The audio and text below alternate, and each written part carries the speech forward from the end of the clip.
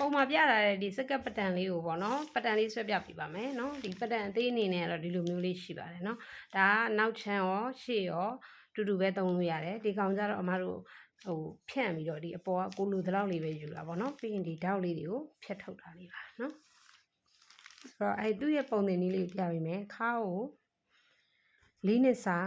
2လက်မပေါင်းနော်ခါကို4နှစ်စာ2လက်မပေါင်း4 6 4 24 6နဲ့2နဲ့ပေါင်း8ဖြည့်ရ8နော်ပြီးလို့ရှိရင်2လက်မပါလဲဆိုတော့တောက်စာ1လက်မရဲ့ချုပ်စာ1လက်မရဲ့နော်ပြီးရင်ဒီ31ကိုကြတော့4နဲ့စာပြီးပါနဲ့ပေါင်းလဲ1လက်မပဲပေါင်းမယ်တင်မတောက်မလို့ချုပ်စာပဲလို့တယ်နော်အဲ့တော့31ကို4နဲ့စာမယ်4 8 32ဆိုတော့8မရအောင်4 9 4 28 3ကျွင်းနဲ့3နဲ့8နဲ့မြောက်3 8 4 24 24ကိုဒီ4နဲ့ပြန်စားတော့4 6 4 24 9.6 ရတာနော်9.6ကိုဒီ1နဲ့ပေါင်းလိုက်တော့8.6 ရပါတယ်နော်အခြေခံသိပြီးသားလူတွေအတွက်ပဲနော်အခြေခံမသိရသေးတဲ့လူတွေအတွက်ကတော့အခြေခံကိုအရင်လေ့လာပါပြီးလို့ရှိရင်အရှိကိုကြတော့မတို့ဒီခောက်စာကိုပေါ့နော်ကိုလိုတလောက်ပေါင်းလိုက်ပါနော်မမကြတော့တစ်ခွဲပေါင်းလိုက်မယ်နော်အပေါ်နဲ့အောက်တစ်ခွဲဆိုတော့16ခွဲရတယ်နော်ဒီအဖြစ်3ခုကိုယူပြီးတော့အမတို့တွေတွက်မှာဖြစ်ပါတယ်အရင်ဦးဆုံးအရှိမြင့်တစ်ချောင်းဆွဲလိုက်မယ်နော်အရှိကတော့16ရေဟိုရာရေဆိုတော့16ခွဲပေါ့နော်16ခွဲနော်အရှိကတော့ဘယ်လောက်လဲ16ခွဲခောက်စာရောပါရော16ခွဲအဲ့ဒါကိုအောက်ပိုင်းကိုမတို့တလက်မယူပြီးတော့အပေါ်ကို4စိတ်အဲ့လိုယူထားတာပေါ့နော်ဒီမှာအလေးမှာ16ပဲရှိတယ်အပေါ်မှာ4စိတ်အောက်မှာ1ခွဲနော်ပုံသေးတော့မမှတ်ထားနိုင်ပါကိုယ့်အရှိအတူတွေကိုလူတို့ပို့လျှော်လုပ်လို့ရပါတယ်နော်ပြီးရင်ဒီပေါ် line တက်တဲ့ကိုဒီခါရဲ့အဖြူကိုထည့်မယ်နော်ခါရဲ့အဖြူကဘယ်လောက်ရတာလဲဆိုတော့8ရတာလေနော်ခါရဲ့အဖြူက8ရတာလေနော်8ရတာလေပြီးရင်သူ့မှာတင်မြင့်လို့တာပေါ့နော်ခလေးဆိုတာမှမှန်းလိုက်မယ်9ခွဲ6လောက်ပေါ့နော်9ခွဲ6လောက်မှန်းလိုက်အဲ့ဒီနေရာမှာတင်ပတ်လေရဲ့အဖြူကိုထည့်လိုက်ပါတင်ပတ်လေရဲ့အဖြူက8.6နော်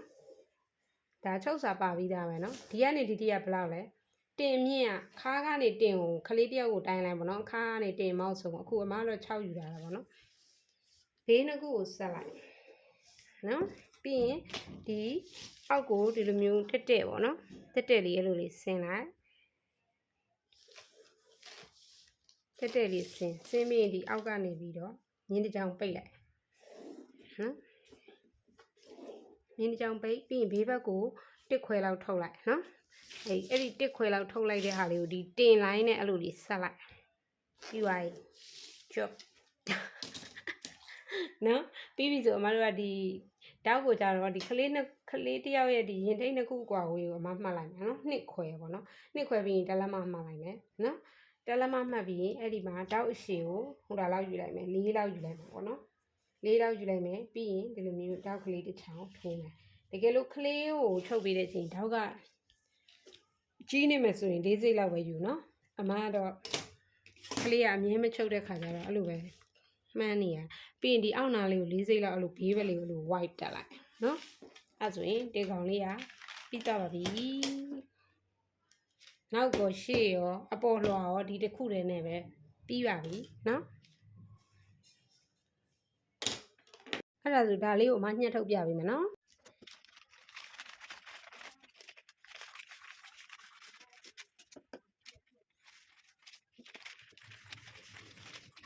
ဒီနေ့ပဲပါပြီဒါလေးရပါပြီပေါ့နော်ဒါလေးရပါပြီဆိုဘာလို့ပတန်ကြီးပေါ်မှာဘလို့ကူးမလဲဆိုတော့ချုပ်တတ်တဲ့လူဆိုရင်ဟိုအရှိလွှာလေးပဲယူလို့တော့တယ်နော်အမဒီမှာစက်ကူပတန်လေးပြပြပြီနော်ဒီမှာဆိုရင်စက်ကူနှစ်ခေါက်ရေးထားကိုတင်နော်အခုဒလောစေညက်မှာနောက်ချမ်းဝင်တင်ညက်မှာပေါ့နော်ဒါကိုပိတ်စလို့သဘောထားလိုက်ဒီလိုမျိုးစက်ကူကိုနှစ်ခေါက်ခောက်ပြီးတော့အဲ့လိုမျိုးတင်ညက်နော်တခါလဲနှစ်ခုညက်မယ်ရှေ့ချမ်းကိုနောက်ချမ်းကိုရအောင်နော်ဒီမှာဒါကရှေ့ချမ်းဒါကနောက်ချမ်းနော်စက်ကူနှစ်ခေါက်ခောက်တယ်နှစ်ခေါက်ခောက်ပြီးတင်တယ်တကယ်တမ်းဒါကိုပိတ်စလို့သဘောထားလဲရတယ်နော်အဲ့ဒါလေးကိုအမပင်ရထိုးမယ်ပြီးရင်ညက်ပြမယ်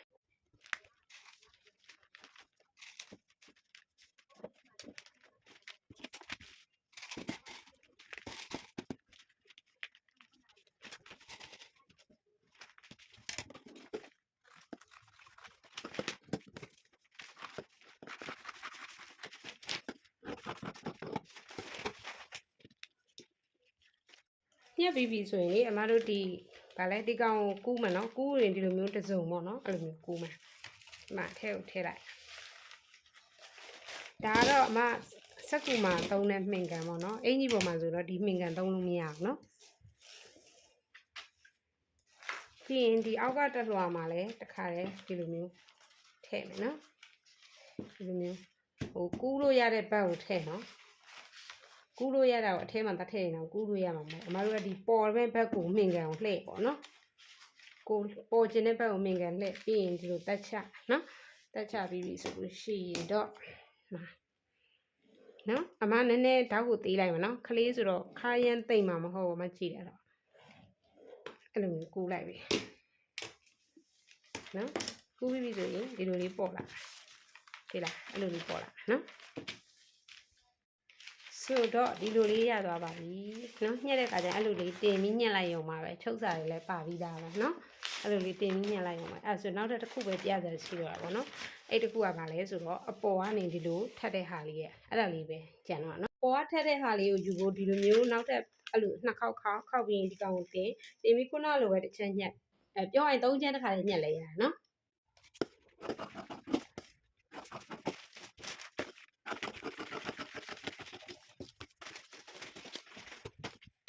ဒီလိုလေးရပြီဆိုလို့ရှိရင်ကြတော့နော်ခဏလေး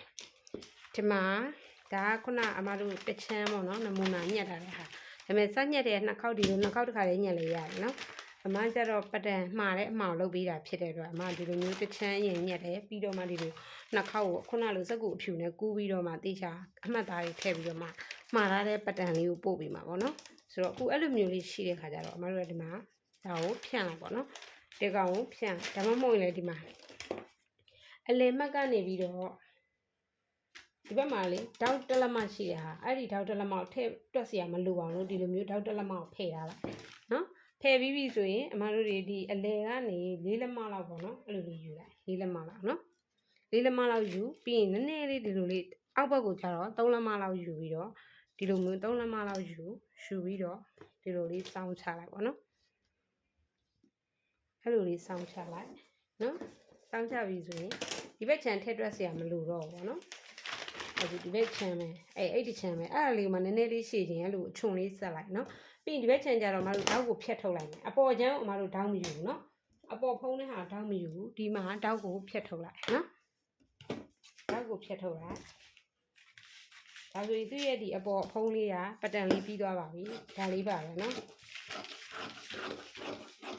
ပြီးတော့မှကိုချုပ်တဲ့ခါကျမှဒီခါးလေးနည်းနည်းပပဝိုက်တင်ဝိုက်ပြီးလိုက်ပါတော့ဒီအောက်လေးကိုနည်းနည်းအချွန်လေးနည်းနည်းလေးဖြစ်အောင်လို့ဒီလိုလေးဆက်လိုက်မယ်နော်ဒီဘေးကိုတော့ဒီတိုင်းပဲထားတာနော်ဒီအလေကနေတလက်မသို့မဟုတ်တစ်ခွဲလောက်ပေါ့နော်ကိုစောင်းကြည့်လောက်စောင်းအမဒီနေရာမှာတလက်မနဲ့နှစ်စိတ်လောက်လေးပဲခြားလာတယ်ပြီးရင်ဒီဟာလေးကိုဒီလိုလေးဟိုပေကွေးလေးနဲ့ဒီလိုမျိုးလေးသိလားအဲ့လိုလေးဝိုင်းတက်လိုက်နော်အဲဆိုရင်အရှိအချွန်လေးရပါပြီပေါ့နော်အရှိကိုစိုက်ကြနေတဲ့အချွန်လေးရပါပြီရှင်ဒါဆိုရင်ခုနအမတို့ဒီရှေ့ကျန်းနောက်ချန်လောက်ထားတဲ့ဟာလေးကိုပြင်ယူလာပြီးတော့ဒီလိုမျိုးပြင်ကြည့်လိုက်ပါပေါ့နော်ဒီမှာ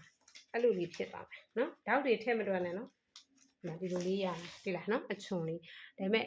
သူ့ရဲ့နမူနာကအမစက်ကပ်ပဲသူတို့လောက်ခိုင်းတာနော်တကယ်တမ်းဒါဘောင်းမီအထဲမှာဘောင်းမီဆိုရင်ဒီကောင်ကဘောင်းမီဖြစ်မှာပေါ့နော်စက်ကပ်မဟုတ်ပဲနဲ့စက်ကပ်ဆိုရင်တော့အဲ့လိုမျိုးစက်ကဘေးမှာတက်လဲရတယ်နောက်ချမ်းမှာတက်လဲရတယ်နော်နောက်ချမ်းမှာတက်ချင်တော့ဒီလိုဒီနေရာမှာခွဲထုတ်ပြီးတော့အင်ဂျင်တက်တယ်လို့စစ်တက်ရမှာနော်ရမယ်နော်